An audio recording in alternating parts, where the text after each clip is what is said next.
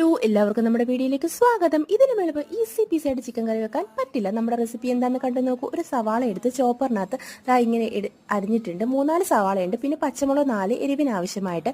Pan ചൂടാക്കുക, എണ്ണ ഒഴിക്കുക, കടുക് ഇടുക. അതിനുശേഷം ഇഞ്ചി വെളുത്തുള്ളി പേസ്റ്റ് ആക്കി ഇടുന്നുണ്ട്. പിന്നെ കറിവേപ്പില ഇല്ലാത്തതുകൊണ്ട് അത് ഞാൻ സ്കിപ്പ് ചെയ്തിട്ടുണ്ട്. 10 സെക്കൻഡ് ഇളക്കിയതിന് ശേഷം നമ്മുടെ സവാള തട്ടിയിട്ട് എടുക്കുക. അതിലേക്ക് ആവശ്യത്തിനുള്ള ഉപ്പിട്ട് ഇളക്കുക. സവാളയിൽ നിന്ന് എണ്ണ വിട്ട് വരുമ്പോൾ അതിൻ്റെ പാകമായി. അതിനുശേഷം നമ്മൾ പൊടികൾ ചേർത്ത് കൊടുക്കുക. നമ്മുടെ ഗരം മസാലപ്പൊടി, ചിക്കൻ പൊടി, മല്ലിപ്പൊടി 1 ടീസ്പൂൺ, നമ്മുടെ 2.5 ടീസ്പൂൺ കാശ്മീരി മുളക് പൊടി എന്നിവയിട്ട് നന്നായിട്ട് മിക്സ് ചെയ്ത് പച്ചമണം മാറിയതിന് ശേഷം നമ്മൾ കുക്കറിനകത്ത് 1 വിസിൽ ചിക്കൻ വേവിച്ച് വെച്ചിട്ടുണ്ട്. അതാകുമ്പോൾ എളുപ്പം നമ്മുടെ പരിപാടി നടക്കും.